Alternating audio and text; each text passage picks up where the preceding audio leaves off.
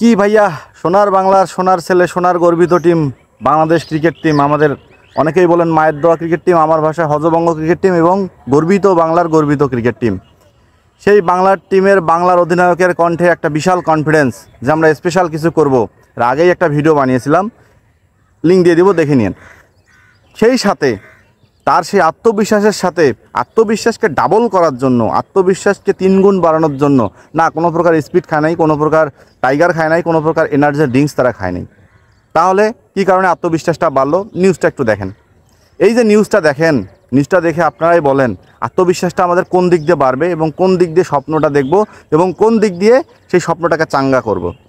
1 cup রং চা খেলে মাথা চাঙ্গা হয়, 1 কাপ রং চা খেলে দেখা যাচ্ছে আপনার শরীর থেকে সমস্ত এনার্জিগুলো আবার চাঙ্গা হয়ে যায়। কিন্তু এই নিউজটা দেখার পর আমার মনে হয় ক্রিকেট ফ্যান হিসাবে, ক্রিকেট জাতি হিসাবে, সোনার বাংলার গর্বিত জাতি হিসাবে আমাদের মনটা অনেক চাঙ্গা হয়ে গেল। কী ভাববেন ভাইয়া, গালি দিবেন? দিতে পারেন।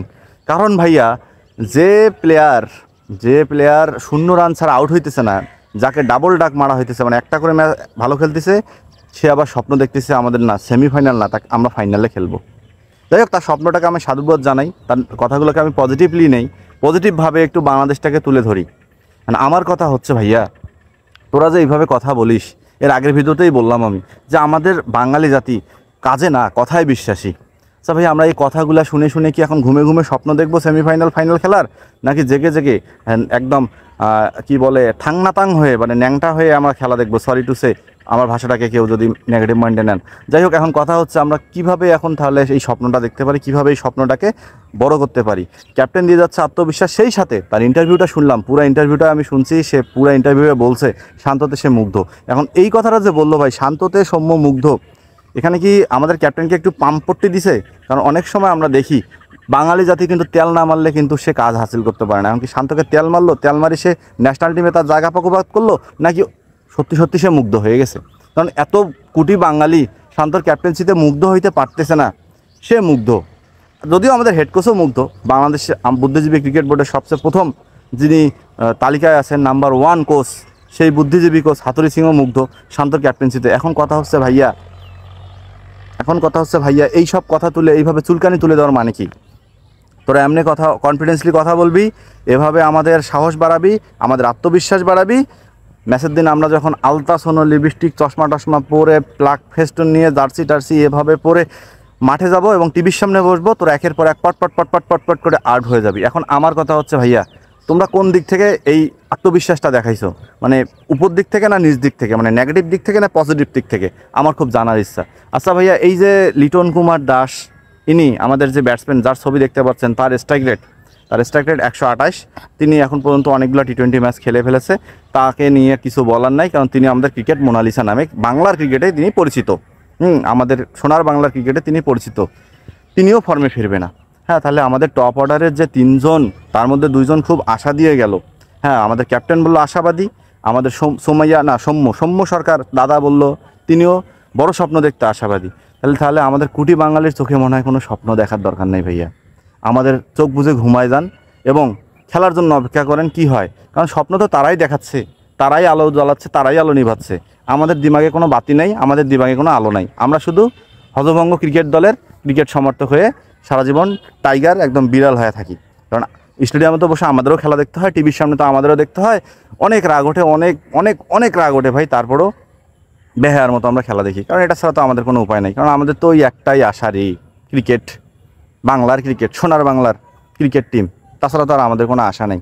আজকে 71 টিভির নিউজে তাপস বৈশ্যকে আমরা সবাই চিনি। তিনি বাংলাদেশের এক সময়কার তুখোর ফাস্ট বোলার ছিলেন, খুবই ভালো বোলার ছিলেন তাপসদা। কারণ ওই সময়টা আমাদের যে অবস্থা ছিল, সেই অবস্থায় তিনি কিন্তু খুব ভালো সার্ভিস দিছে। তো তার একটা ইন্টারভিউ 71 টিভিতে একদম ফলো করে প্রচার হইল। ইন্টারভিউটা দেখে তার কথাগুলোর সাথে আমি একমত হলাম। কারণ তারা যে ফ্যাসিলিটিতে বাংলাদেশ টিমকে লিড করছে, তারা ওই সময়টা যে লিড করছে, যে ফ্যাসিলিটিগুলো নিয়ে লিড করছে, তার থেকে এখন 100 ভাগ যদি আপনারা বেশি করেন বা 1000 গুণ যদি দেন, তার থেকেও বেশি ফ্যাসিলিটি এখন আমাদের সোনার বাংলা ক্রিকেট টিমের, হজবঙ্গ ক্রিকেট টিমের। তারপরও তারা এমন করে। কোন আশায় আলোকিত হবেন? কাকে নিয়ে আশা করবেন? সাকিব আল হাসান, তার যে ফিটনেস লেভেল দেখতেছি, জানি না সাকিব ভাই কী করবে।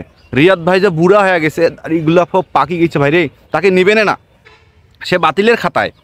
তাকে আপনারা পছন্দ করবেন না। আমার মনে হয়েছে তাকে একাদশে রাখতেন না যদি সে প্রস্তুতি ম্যাচগুলোতে আর এসে ইউএসের বিপক্ষে ভালো না খেলতো, তাকে একাদশে মনে হয় রাখতেন কিনা আমার সন্দেহ ছিল। সেই লোকটাও ভালো খেলাচ্ছে। তো এখন সাকিব ভাইয়ের যে ফিটনেসের অবস্থা, ফিটনেস দেখে মনে হইতেছে তিনি যে কতগুলা ভাত খাইছে, কতগুলা পন্থা খাইছে সে তিনি ভালো জানে। এখন যাই হোক, আশার কথা বললাম, সেই আশাটা কাকে নিয়ে দেখব? টপ অর্ডার তো 4 জনের কথা না বললেই নাই। মিডল অর্ডারে একটু তৌহিদ হৃদয়কে ভাবছিলাম ভরসা করবে, সেও নাই। এখন সব মিলায় এই 71 টিভির যে নিউজটা হয়েছে, তাপস বৈশ্য দাদার যে নিউজটা হয়েছে, সেই নিউজে তাপস বৈশ্য দাদা ডিরেক্ট বলে দিছে টি-20 বাংলাদেশ কোনো টিমে না। এই কথাটা শোনার পর আপনারা কি আকাশ থেকে পড়বেন, মাটি থেকে পড়বেন, নাকি দুই পায়ে শক্ত হয়ে একদম শক্ত হয়ে দাঁড়ায় বলবেন তিনি ভালো বলছেন? আমার মনে হয় তিনি রাইট বলছেন। 2007 সালে বাংলাদেশ যে টিমটা ওয়ার্ল্ড কাপ খেলছে, প্রথম ওয়ার্ল্ড কাপ, সেই টিমটার একটা পারফরমেন্স ছিল, সেই টিমটার ব্যাটসম্যানদের স্ট্রাইক রেট দেখেন, সেই টিমটার ব্যাটসম্যানদের একটা মারমুখী ভঙ্গি দেখেন। হইতে পারে আমরা একটা দুইটা ম্যাচ জিতছি, পরে আমরা গ্রুপ পর্ব থেকে হারে গেছি, কিন্তু ভাইয়া আমার কথা তো সেটা না। তারা তো খেলছে, বুক চিতিয়ে লড়াই করছে। তো এখনকার টিমগুলো ভাই ধুমড়ে মুচড়ে পড়তেছে কেন? এদের সমস্যাটা কোথায় ভাইয়া? আমাকে সেইটা বলেন না ভাইয়া। ভাইয়া সমস্যাটা আসলে কোথায়? এত বছর পর 2007 সাল থেকে 2024 সালে প্রতিটা টি-20 ওয়ার্ল্ড কাপ আমরা খেললাম, প্রতিটা টি-20 ওয়ার্ল্ড কাপ আমরা খেললাম, এবং প্রতিটা টি-20 ওয়ার্ল্ড কাপের মাঝখানে বিসিবি সভাপতি হোক, কোচ হোক, ক্যাপ্টেন হোক, কোনো একটা নাটক আমরা করছি, বা কোনো না কোনো একটা কথা ছিল পরের ওয়ার্ল্ড কাপ, পরের নেক্সট ওয়ার্ল্ড কাপ টার্গেট করতে করতে এই ওয়ার্ল্ড কাপটা যখন আমরা খেলতে আসলাম, এখানেও আমাদের সেম অবস্থা, এখানেও আপনাদের সেম অবস্থা, যেখানে একজন প্রবাসী এক্স ক্রিকেটার, হ্যাঁ, তিনি একদম প্রকাশ্য দিবালোকে বলে দিল আমরা কোনো ক্রিকেট টিমে না। এতদিন পর একজন সাবেক ক্রিকেটারের কাছ থেকে যদি এই কথাটা কোনো মানে ক্রিকেটার শোনে, বা আমাদের মতো ক্রিকেট ফ্যানরা শোনে, তাদের কি করা দরকার একবার আপনারা চিন্তা করে আমাকে কমেন্টে জানায়েন। রানাউটে যারা দেখছেন তারা সাবস্ক্রাইব করবেন, পেজে যারা দেখছেন পেজটাতে একটু ফলো দিয়েন।